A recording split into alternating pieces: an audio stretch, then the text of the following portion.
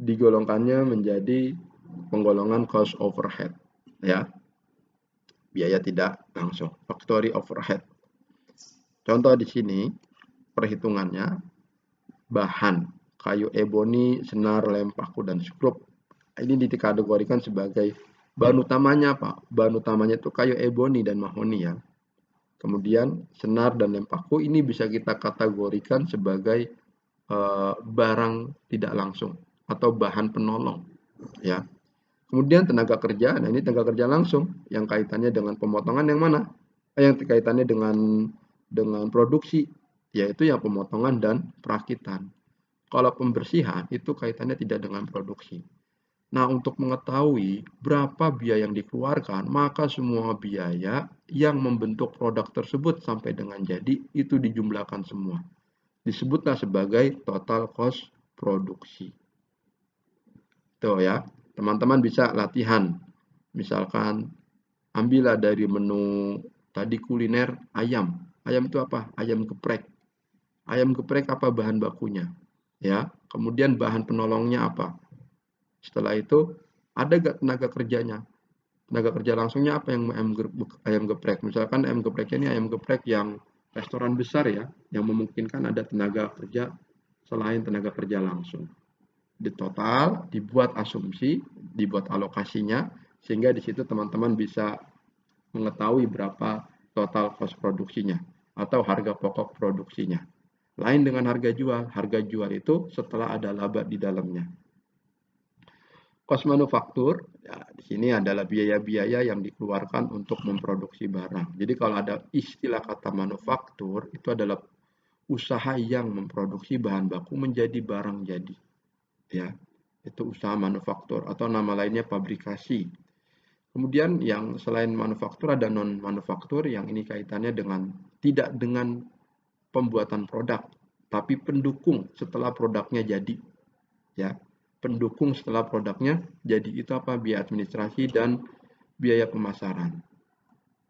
Kemudian di sini cost dipandang dari segi mudah tidaknya ditelusuri ke objek cost. Artinya begini, jadi tidak semua biaya itu gampang untuk diamati, gampang untuk dihitung ya. Contoh, kalau ayam geprek itu yang gampang dihitung itu apa? Berapa potong? Satu potong ayam itu berapa? Nah, itu per potong ayam itu gampang dihitung karena bisa diketahui harga satuannya. Begitu juga dengan tenaga kerja langsung juga bisa diketahui. Satu tenaga kerja itu kalau mau bakar atau buat ayam, berapa upahnya? Misalkan 1.500, satu ayam, satu potong. Kalau tenaga kerja tersebut bisa menyelesaikan 10, berarti 1.500 kali 10 dapat 15.000. Nah, itu gampang ditelusuri. Nah, kemudian apa yang tidak gampang ditelusuri? Ini biaya lain-lain yang sifat pembeliannya itu eh, banyak, tapi tidak bisa digunakan satuan. Contoh apa? Garam. Ya, garam, cabai itu kan garam satu bungkus, tapi kan itu tidak dipakai buat satu potong ayam, tapi dipakai untuk beberapa kali produksi. Begitu juga dengan cabai, itu kan 1 kilo cabai tidak digunakan untuk satu potong ayam. Jadi itu dikategorikan sebagai cost tidak langsung. Maka cost tidak langsung ini masuk ke dalam penggolongan biaya overhead pabrik. Ya, itu teman-teman ya. Ininya pengertian sederhananya. Teman-teman bisa membuat contoh dengan produk apapun. Jadi mempelajari akuntansi itu lebih sangat mudah dipahami kalau disertai dengan contoh. Kalau tidak ada contoh, wah sulit itu. Berikutnya cost dipandang dari segi pembebanan, timing. Ya, ini cost yang secara langsung maupun tidak langsung dapat diidentifikasikan pada produk bahan baku bisa diketahui. Tenaga kerja bisa diketahui. Cost overhead juga bisa diketahui berdasarkan banyaknya penggunaan.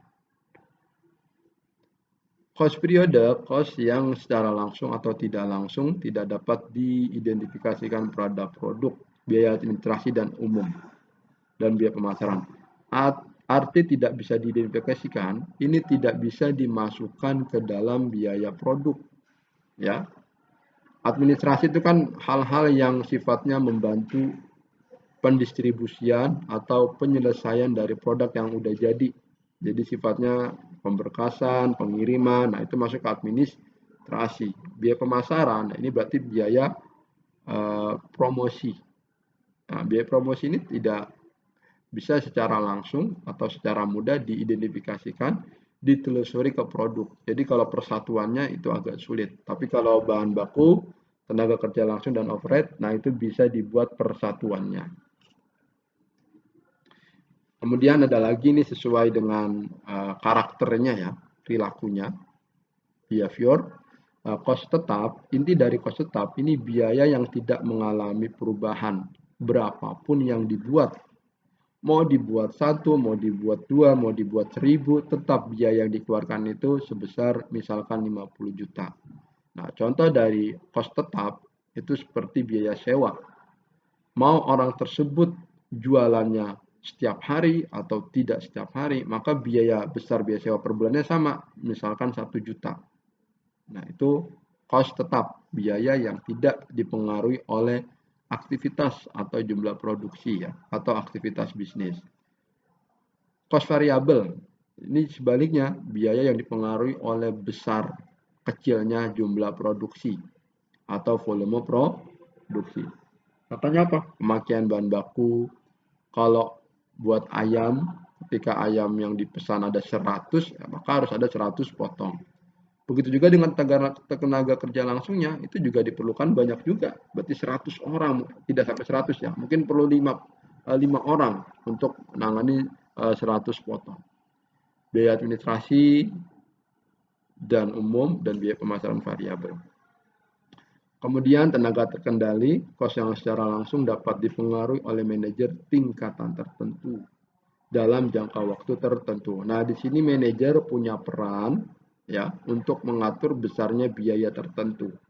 Apa contohnya? Contohnya adalah pengadaan bahan baku. Itu manajer bisa mempengaruhi, bisa mengendalikan apakah bahan baku yang dibuat yang disediakan itu jumlahnya banyak atau sedikit, kualitasnya seperti apa. Nah, itu berdasarkan pengendalian manajernya ya. Kemudian, kos yang tidak dapat dipengaruhi oleh seorang manajer atau pejabat tingkatan tertentu. Kos tidak terkendali ini seperti besarnya harga bahan baku atau besarnya harga-harga yang tidak bisa dikendalikan oleh manajer. Hanya bisa dikendalikan oleh pasar. Seperti bahan baku, bahan bakar ya. Itu kan manajer sehebat apapun tidak bisa mengendalikan besarnya harga pasar. Kemudian besarnya harga bahan baku nggak bisa. Tapi kalau jumlah bahan baku yang diminta, maka manajer bisa mengendalikan.